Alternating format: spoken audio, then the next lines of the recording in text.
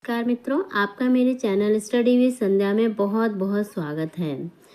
मित्रों, आज मैं आपके लिए महाकवि कालिदास कृत अभिज्ञान शाकुंतलम के चतुर्थ अंक से संबंधित महत्वपूर्ण सूक्तियाँ लेकर आई हूँ, जो कि आपकी आगामी टीजीटी परीक्षा के लिए अत्यंत ही उपयोगी सिद्ध होंगी।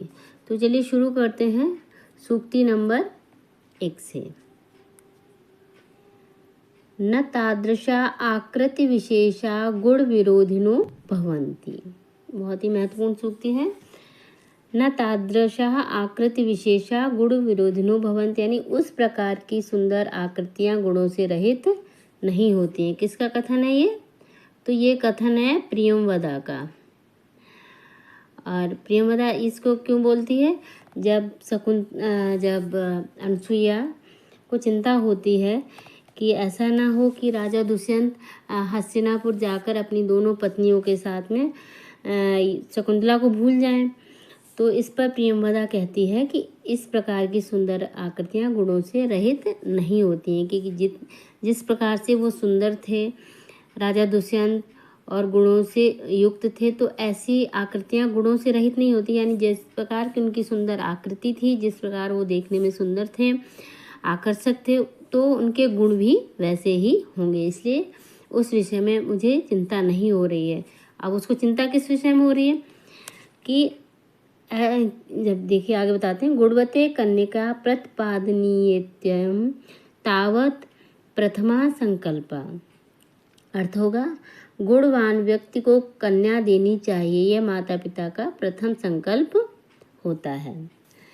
तो प्रियंवदा कहती कि मुझे राजा दुष्यंत के विषय में कोई चिंता नहीं है, मुझे चिंता तो पिता काश्यप यानी कण्व ऋषि के विषय में है कि जब वो वापस आएंगे और सुनेंगे कि शकुंतला और दुष्यंत का गांधर्व विवाह हो चुका है, तो वो कैसा, मतलब उनका क्या रिएक्शन होगा, है ना, वो क्या सोचेंगे।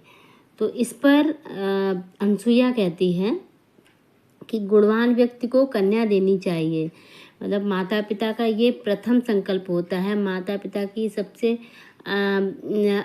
अधिक इच्छा होती है कि गुणवान व्यक्ति को ही कन्या देनी चाहिए। तो दुष्यंत एक गुणवान व्यक्ति हैं, तो स्वतः ही भाग्यवश शकुंतला और दुष्यंत का विवाह हो चुका है, तो महर्षि कण्व इससे प्रसन्न ही होंगे। आगे देखें, स्मरस्य त्वां न स बोधितो अप्सन कथां प्रमत्ता प्रथमं कृतामि।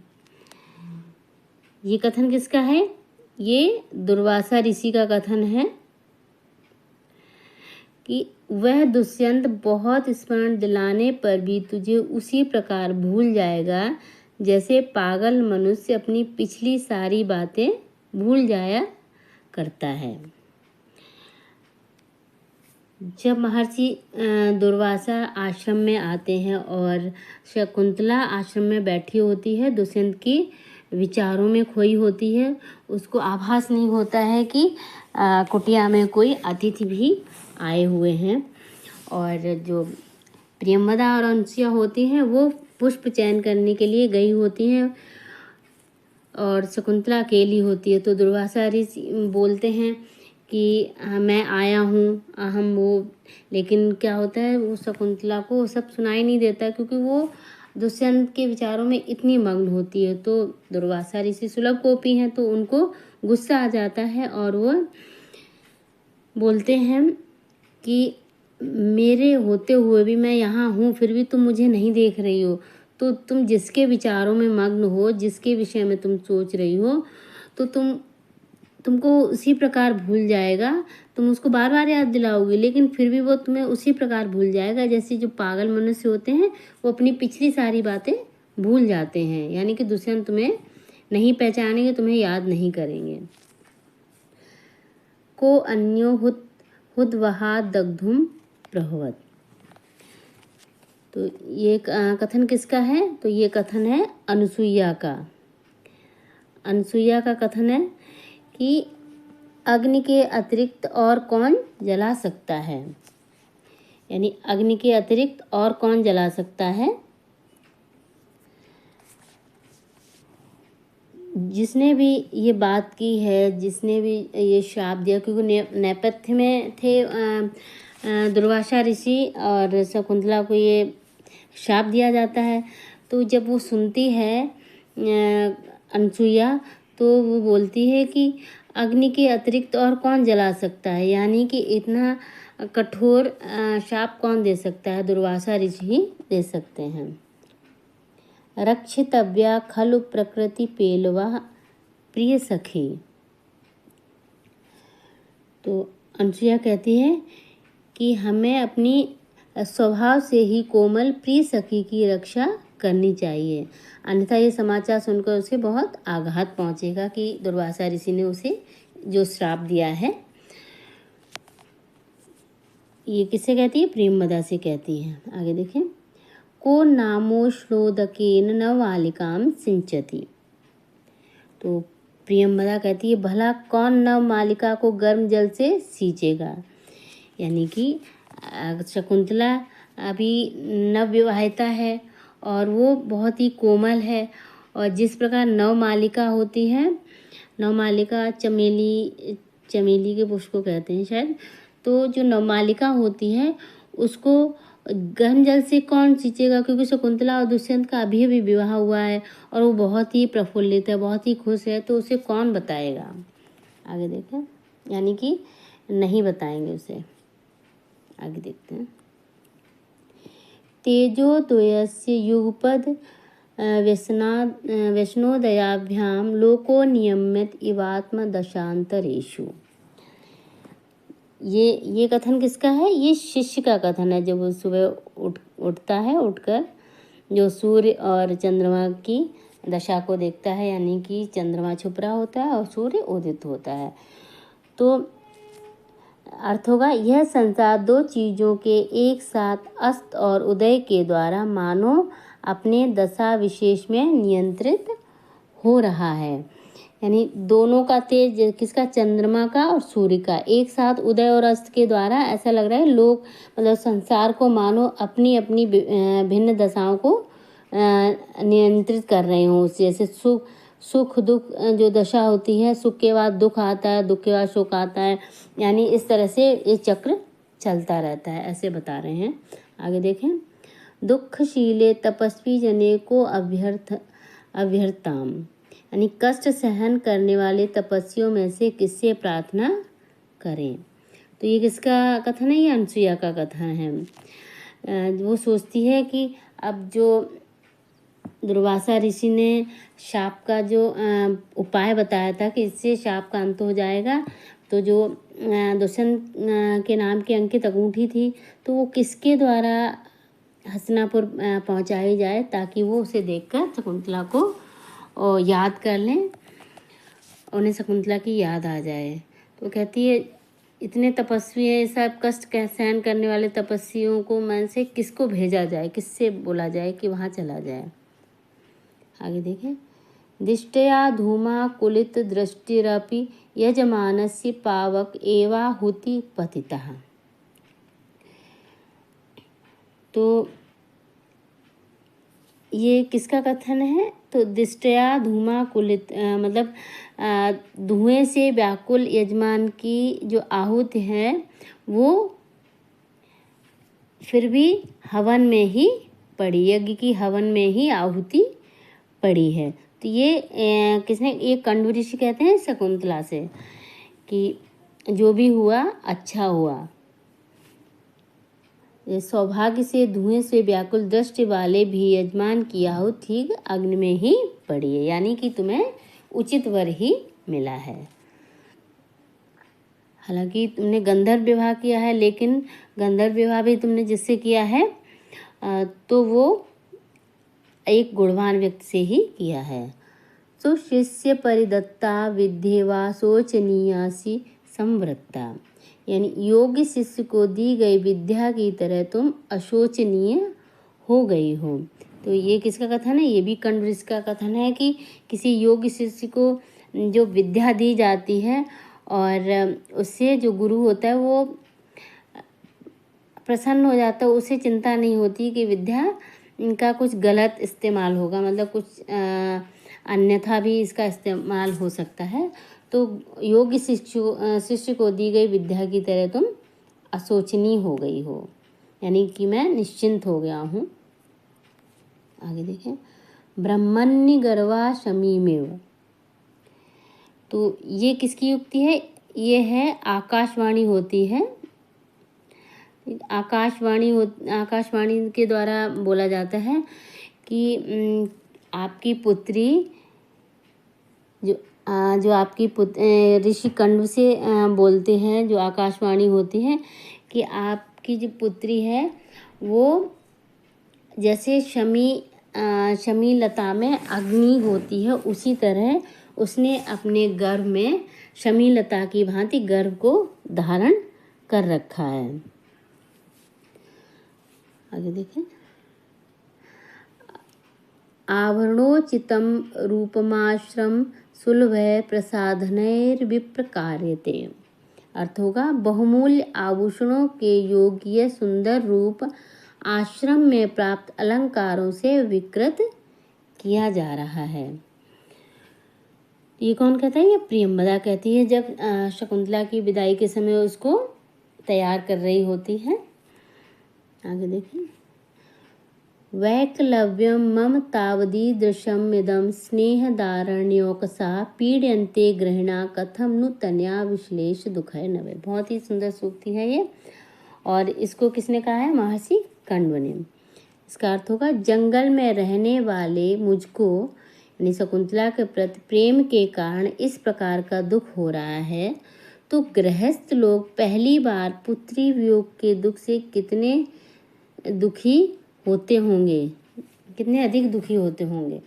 तो महर्षि कण्व कह रहे हैं कि शकुंतला की विदाई से मुझे जब इतना दुख हो रहा है कि मैं तो एक आश्रम सन्यासी हूँ, फिर भी मुझे इतना दुख हो रहा है, तो जो गृहस्थ लोग होते हैं जब वो अपनी कन्या की विदाई करते हैं प्रथम बार, तो उनको कितना दुख होता होगा, यानी कि उनको अत्यधिक दुख होता होगा।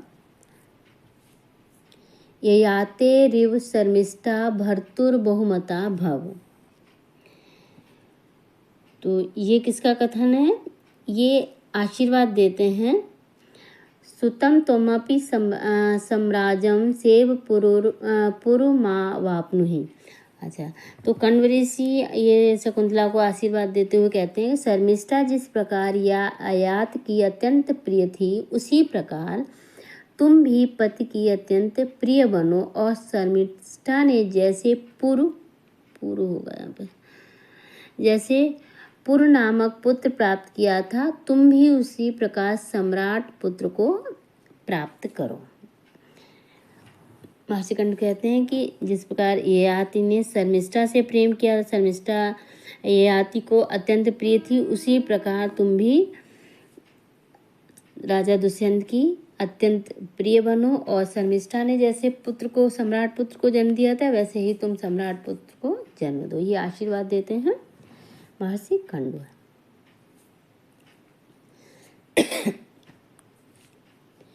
इष्ट प्रवास जनितान्य बलाजन से दुखानी नूनम अतिमात्र सुदुस्सहानी।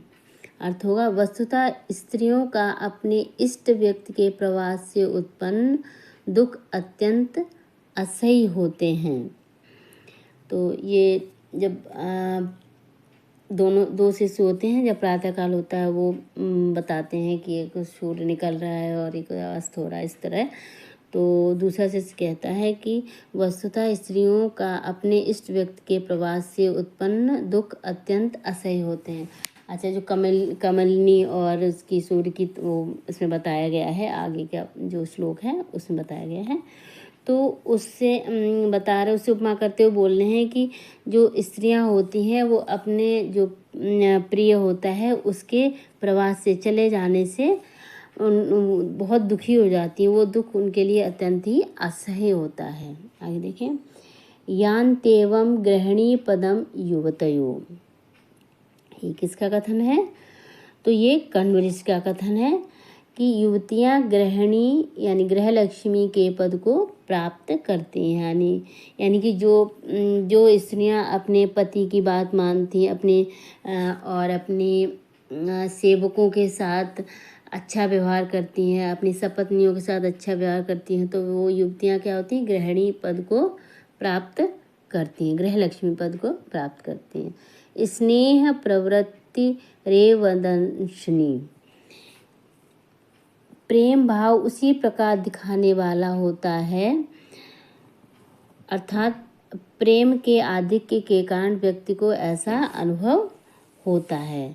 तो ये किसका कथन है? ये कण्व ऋषि का कथन है। जब दोनों सखियाँ शकुंतला के बिना आश्रम में वापस जाने पर कष्ट का अनुभव करती हैं कि कैसे जाऊँ, शकुंतला के बिना आश्रम में कैसे जाएं, तो महर्षि कण्व सोचते हैं कि जो प्रेम का भाव होता है, वो जो प्रेम अगर अधिक होता है तो ऐसा ही अनुभव होता है। आगे देखें। न खलु धीमताम कश्चिद विषयो नाम, वस्तुतः बुद्धिमानों को कुछ भी अज्ञात नहीं है, अर्थात बुद्धिमानों को सब कुछ ज्ञात होता है। तो ये कथन किसका है? तो ये कथन है शारंग्रव का। जब कण्व ऋषि बोलते हैं, व्यवहारिक ज्ञान देने के विषय में बोलते हैं शकुंतला को कि यद्यपि हम वनवासी हैं फिर भी हमें व्यवहारिक ज्ञान है कि, तो इस पर वो बोलता है शारंग्रव कि जो बुद्धिमान व्यक्ति होते हैं उनको हर विषय का ज्ञान होता है। गुरुवपि विरह दुखम आशा बंधा सहायति, यानी आशा का बंधन महान यानी बड़े से बड़े वियोग के दुख को सहन करा देता है। तो ये किसका कथन है? ये अनसुईया का कथन है कि जो आशा का बंधन होता है यानी कि जो उम्मीद होती है वो बड़े से बड़े दुख को सहन करा देती है। आगे देखें। अति स्नेहा पाप संके, ये किसका कथन है? ये अनसुईया का कथन है। अनसुईया और प्रेमवदा दोनों का कथन है ये, ठीक है। तो ये दोनों का है। आपसे पूछा जा सकता है कि ये किसने कहा है, तो ये दोनों ने कहा है, दोनों सखियों ने कहा है। किसने? अनसुईया और प्रियंवदा दोनों ने, कि अत्यधिक प्रेम पाप की शंका कराने वाला होता है। जब वो विदाई के समय दोनों बोलती हैं कि अगर दुष्यंत तुम्हें पहचानने में कुछ आनाकानी करें तो तुम जो अपनी अंगूठी है ना दुष्यंत के नाम की, वो राजा दुष्यंत को दिखा देना। तो इस पर वो घबरा जाती है शकुंतला कि ऐसा क्यों बोल रही, तो बोलते ऐसी कोई बात नहीं है, लेकिन तुमसे हम अत्यधिक प्रेम करते हैं इसलिए थोड़ी शंका हो जाती है। आज की आखिरी सूक्ति है अर्थो ही कन्या परकीय एवे, बहुत ही महत्वपूर्ण सूक्ति है कि वास्तव में कन्या पराया धन ही होती है। तो ऋषि कण्व जब शकुंतला की विदाई कर देते हैं तो एक बहुत सी संतुष्टि शांति का अनुभव करते हैं कि, और तब वो सोचते हैं कि वास्तव में कन्या पराया धन ही होती है, यानी पराया किसी की धरोहर होती है, वो उसको सौंप दी जाती है तो भार मुक्त हो जाता है इंसान। तो इसीलिए उनको लग रहा है कि वो बहुत ही संतुष्टि का अनुभव करते हैं कि शकुंतला की विदाई कर दी है तो उसको योग्य व्यक्ति के प्रति को सौंप दिया है, तो बहुत ही शांति का अनुभव करते हैं। तो इस पे उन्हें लगता है जैसे कि कन्या वास्तव में पराया धनी होती है कि उसको देकर बहुत ही शांति मिल रही है मुझे। तो इस तरह मैं आपके लिए आज चतुर्थ अंक से संबंधित सूक्तियाँ लेकर आई थी। यदि आपको मेरी सूक्तियाँ पसंद आई हों तो कृपया इस वीडियो को लाइक करें, शेयर करें और मेरे चैनल को सब्सक्राइब करें। धन्यवाद।